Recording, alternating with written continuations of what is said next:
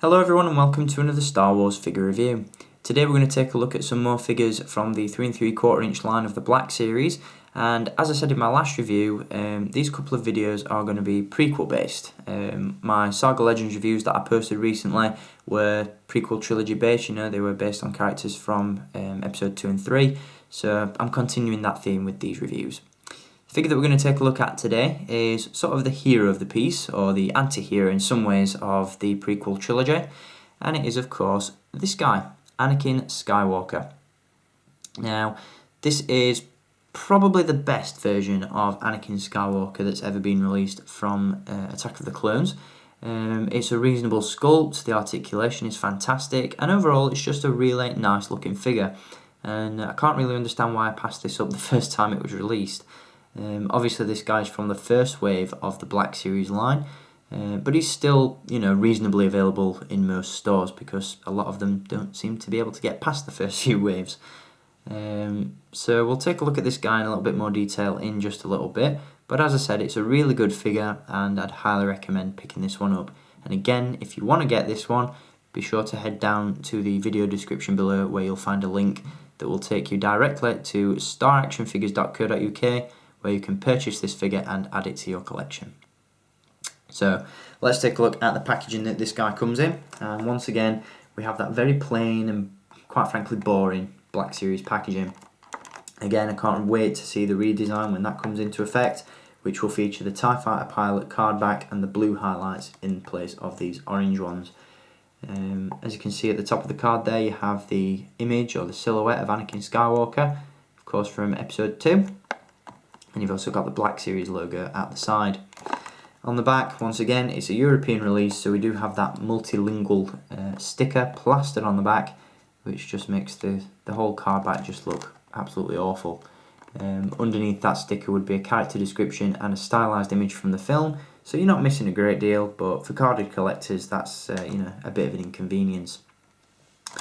So nothing really to write home about with the packaging, but it is what it is.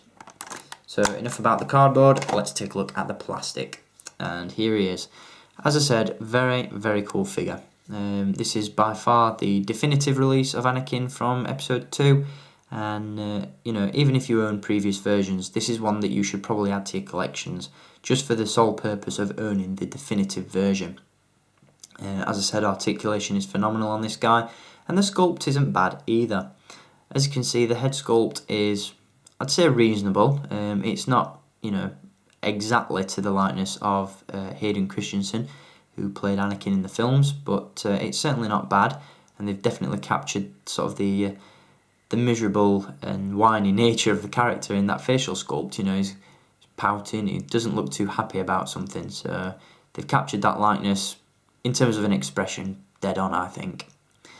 As you can see, he's got some really nice detail in terms of the sculpting on the outfit. What I really like is the fact that you've got this really nice fake leather effect on the Jedi robes, which looks fantastic.